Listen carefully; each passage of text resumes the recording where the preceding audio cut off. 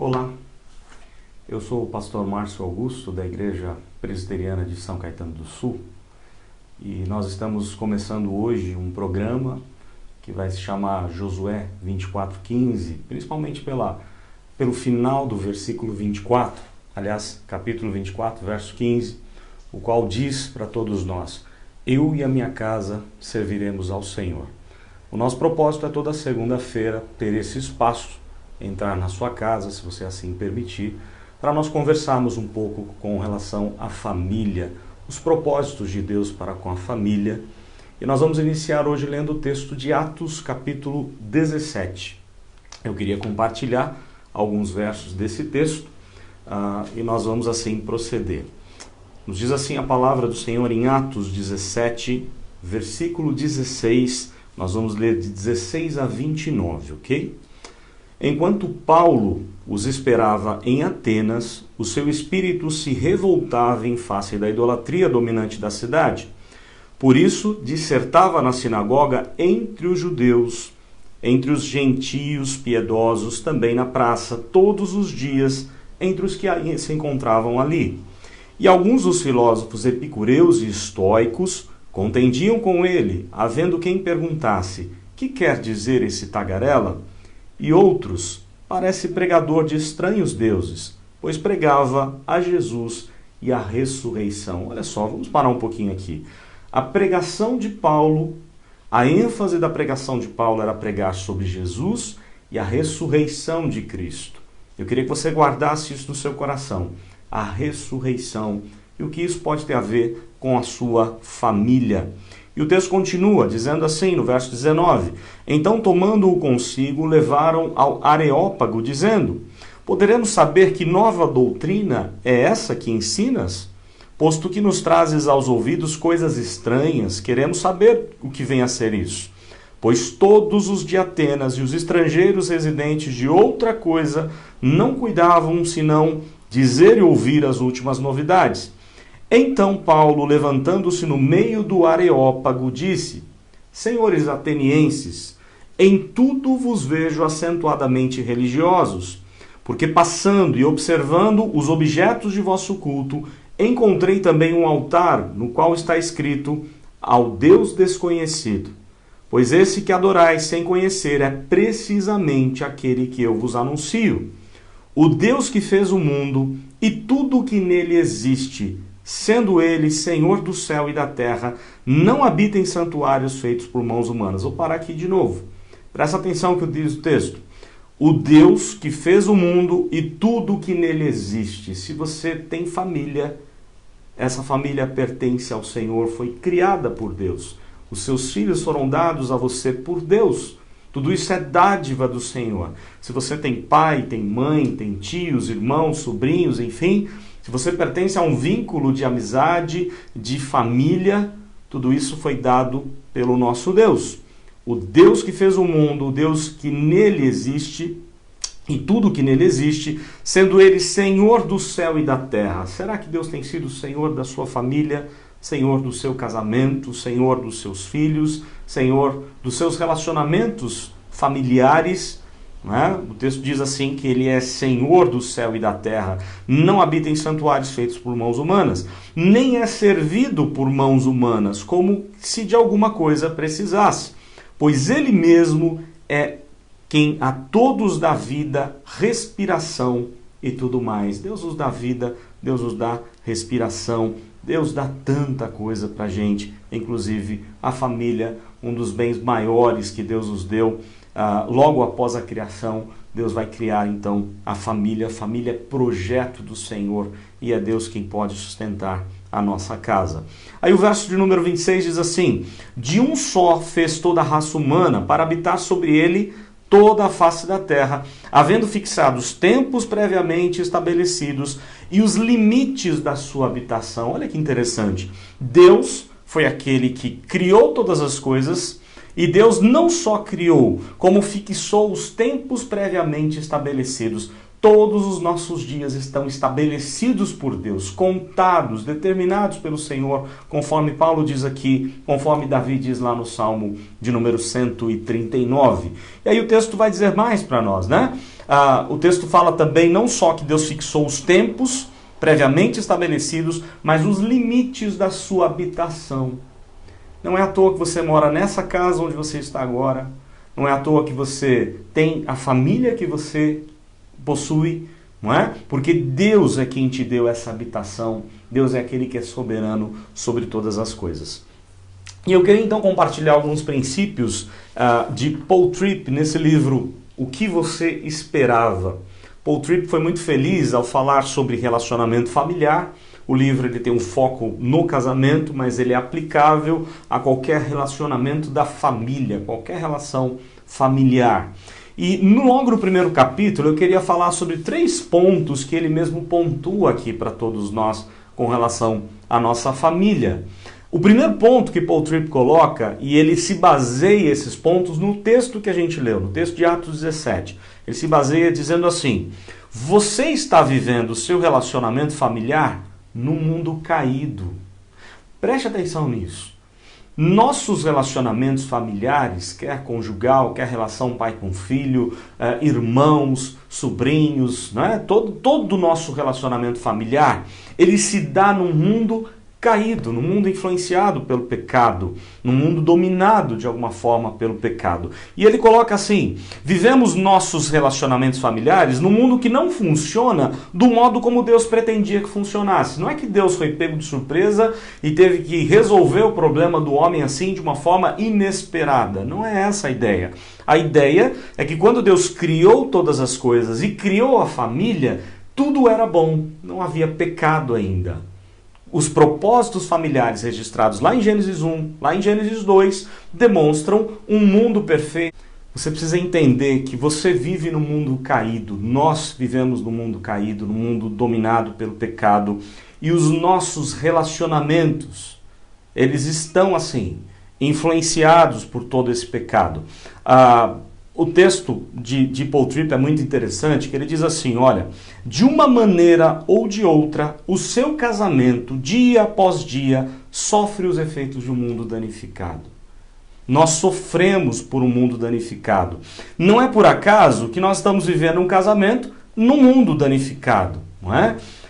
No entanto, olha o que ele coloca: Deus determinou o lugar onde você vive, conforme diz o texto lá de Atos 17, lembra disso? Foi Deus quem determinou o lugar onde você vive, a sua família foi determinada por Deus, é o que diz lá o texto de 17, Atos 17.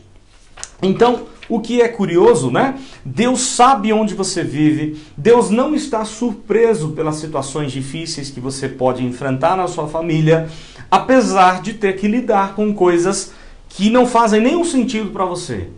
Mas Deus tem propósitos na sua família. E eu queria que você prestasse bastante atenção nisso. Mesmo diante das lutas que você enfrenta, quer no seu relacionamento conjugal, no seu relacionamento com seu filho, com seus irmãos, com sobrinhos, com todos relacionados aí à sua família. Eu queria que você, com tios, né? Vô, vó, nora, sogro, sogra, eu queria que você pensasse nisso. Tudo o que Deus está fazendo é para te tornar alguém melhor, para fazer você mais parecido com Jesus. É o que mostra a palavra do Senhor.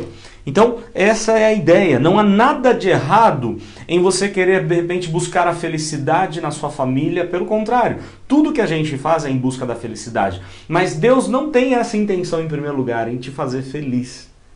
Deus tem a intenção de você glorificar o nome dele no meio da sua família, na sua relação familiar, conjugal, enfim, qualquer relação familiar. Deus está trabalhando nisso para a gente ser parecido com Cristo a cada dia. Então, o primeiro ponto que Paul Tripp coloca é: nós estamos vivendo os nossos relacionamentos familiares num mundo caído. A gente tem que levar isso em consideração. Também um segundo ponto: nós temos que lembrar que não é só um mundo caído, nós somos pecadores. E nos relacionamos com pessoas pecadoras. O nosso cônjuge é pecador, assim como nós somos. Os nossos filhos são pecadores, assim como nós somos. Nossos queridos todos, irmãos, todos eles são seres afetados pelo pecado. E a gente tem que lembrar disso, porque em algum momento vai haver egoísmo. Não devia, mas vai, não é? Em algum momento nós seremos egoístas, ou alguém da nossa família vai ser egoísta. Em alguma situação vai haver o quê? Discussões, conflitos, amarguras, discussões, discórdias. Será impossível talvez você evitar isso? No entanto, você pode aprender que se você vive numa casa onde todos são pecadores, a ideia é, eu preciso tomar cuidado com o meu pecado. Eu preciso pedir a graça de Deus para não reagir e agir de acordo com a minha natureza pecaminosa.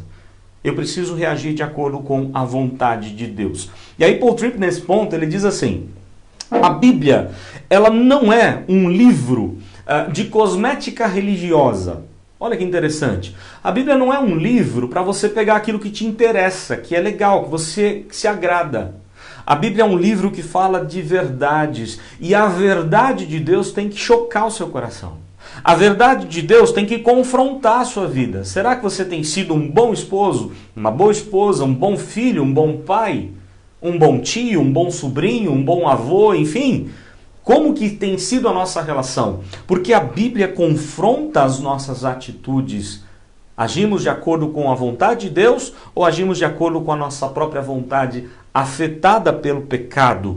E aí ele coloca algumas coisas mais ainda. Ele diz assim, ele nos faz olhar, Deus, através da Bíblia, faz a gente olhar para o mundo, encarando o mundo de maneira real, de maneira realística e não de acordo com as nossas imaginações do coração. A gente precisa ser realista e entender que a gente precisa humildemente do cuidado de Deus, da graça de Deus, de que nós não somos fortes o bastante para ser um bom esposo, um bom cônjuge, não, um bom pai, um bom filho. Nós precisamos da graça de Deus. Não há alguém que possa se gabar diante das pessoas e dizer assim, o meu filho nunca se afastou do caminho do Senhor porque eu fui muito bom como pai. É pura graça de Deus. E nós precisamos andar assim de maneira humilde. É pela graça de Deus que Ele nos capacita, que Ele nos ajuda. E nós precisamos pensar dessa maneira. Um terceiro ponto, olha só. O primeiro ponto que Paul Tripp coloca no seu livro, que você esperava, é você está vivendo num mundo, né, caído. Os seus relacionamentos familiares fazem parte de um mundo caído. Mas você também, nesse mundo caído, você é pecador. E as pessoas que pertencem à sua família também são pecadores. Não queira exigir perfeição e não tente reagir de maneira ilícita, desagradável a Deus, porque as coisas ficarão ainda piores. E aí, um terceiro ponto que Paul Tripp coloca, que é ainda mais relevante, ele diz assim, Deus é fiel, poderoso e está disposto a te ajudar. Olha só, Deus é fiel, poderoso, está disposto a ajudar a gente na nossa vida, no nosso relacionamento familiar. O texto do livro de Paul Tripp diz assim, você precisa lembrar de que não está sozinho nessa luta. Deus está com você. O maior interessado na família, no bem-estar da família, não é você. Quando uma família quebra, o maior atingido não é você, é o nome de Deus. Foi Ele que criou a família para a glória do nome dEle. E você precisa, então, pensar nisso. Você precisa lembrar que não está sozinho nessa luta. A Bíblia diz que nós temos um Deus perto da gente.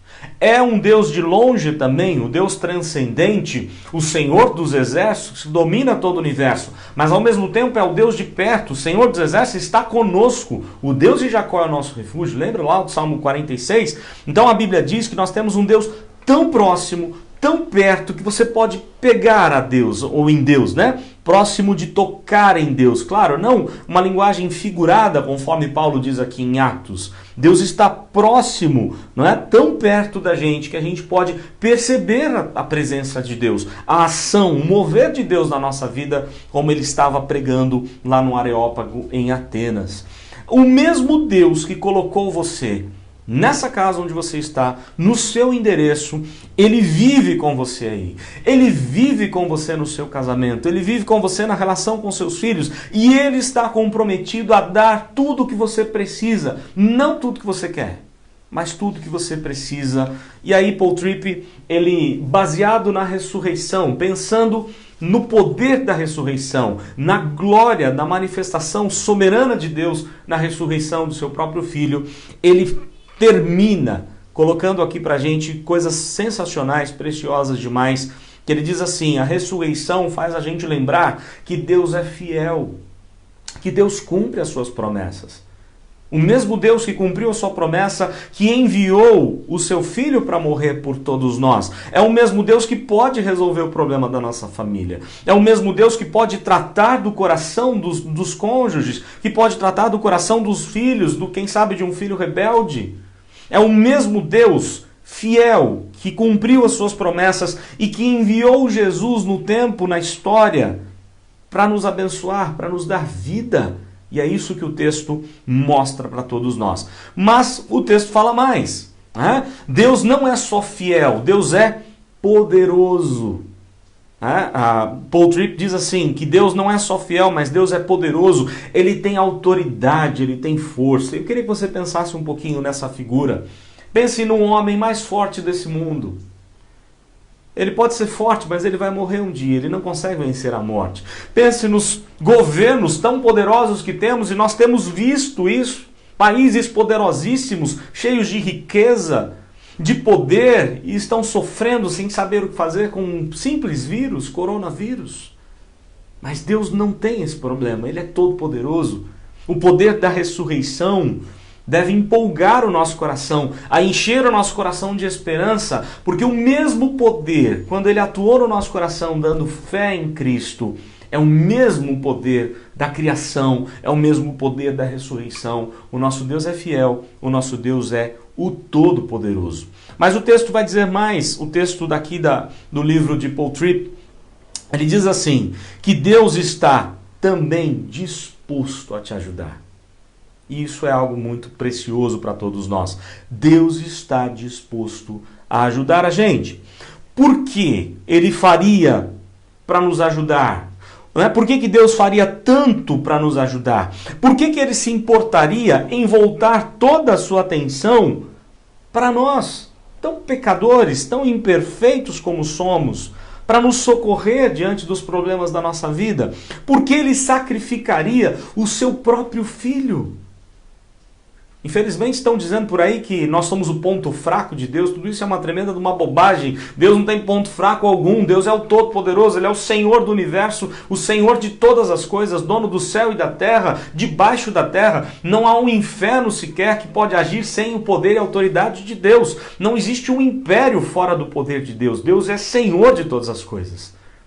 No entanto, esse Senhor tão absoluto de todas as coisas, Ele se importa conosco. Ele se importa com a nossa família. Ele sacrificou o seu único filho para nos dar vida. E Ele está disposto a nos ajudar. Por quê?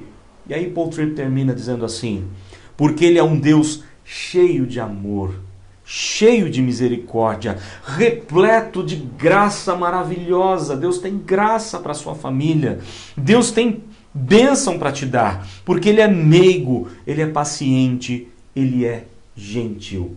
E a última frase, então, que Paul Tripp coloca aqui no seu capítulo, no primeiro capítulo do seu livro, o que você esperava, ele diz assim, quando então um pecado é cometido contra você, né, ou quando o mundo caído arromba a sua porta, quando um problema chega na sua casa, quem sabe chega no seu casamento, chega na vida do seu filho, quando isso acontece, não responda com agressão, e nem com fuga. Encare a realidade, reconheça a sua fraqueza e confusão e diga, eu não estou sozinho, Deus está comigo, Ele é fiel, poderoso e está disposto a me ajudar. Esse é um tempo de buscar a Deus, é um tempo de pedir a Deus misericórdia para com a nossa família. E eu queria que agora você pudesse reunir a sua família, ou quem sabe você não está com sua família, com seus queridos, familiares. Talvez você esteja até sozinho em casa. Não há problema, porque sozinho você não está. Deus está contigo. E o que Deus espera de todos nós é que confiemos no poder dEle, na graça dEle, maravilhosa. na misericórdia dele. Ele está disposto a nos ajudar, ele é fiel, ele é poderoso, ele é o Senhor de todas as coisas. E ele pode abençoar o seu filho, ele pode abençoar seu casamento, ele pode abençoar a sua família. Por isso, nessa hora, eu queria que você reunisse os seus familiares. Eu queria que você, quem sabe, lesse um texto com eles. Posso sugerir o Salmo 46, como já citei hoje. Leia o texto do Salmo 46 com seus queridos. Ore por eles, com eles. Tenha um momento de culto, de oração, de busca incessante da parte de Deus, nessa certeza de que Deus tem algo especial para fazer na sua família. Porque família é projeto de Deus, família não nasceu no coração do homem, família é para a glória de Deus, é para viver aquilo que Deus deseja. Então, que Deus possa abençoar a sua família, e eu espero, quem sabe, se Deus assim permitir, na próxima segunda estarmos juntos novamente, para juntos falarmos um pouco mais sobre a bênção da família e as coisas tão boas que Deus tem para nós como família. Deus te abençoe, abençoe seus filhos, abençoe seu casamento, seus relacionamentos familiares, e aproveite agora um tempinho para reunir sua família, para orar, para interceder por aqueles que, quem sabe, estão vivendo tão distantes da vontade de Deus, quem sabe descrentes do poder e da graça de Deus. Esse é o momento para todos nós olharmos para aquilo que Deus quer fazer na nossa vida, na nossa família. Que Deus assim abençoe a você e a toda a sua família.